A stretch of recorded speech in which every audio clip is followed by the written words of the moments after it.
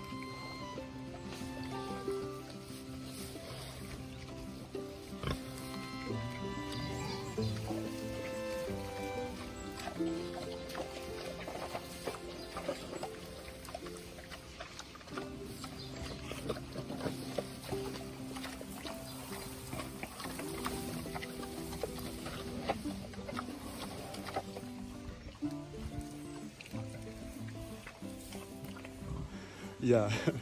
So sometimes we don't need too much to be happy. Yeah, they just need a small bed, yeah, under a small shelter, then they are happy, like you can see. Okay guys, thank you for watching. Please subscribe to my channel to see all the next activity I want to share in this farm stay in Austria. Bye.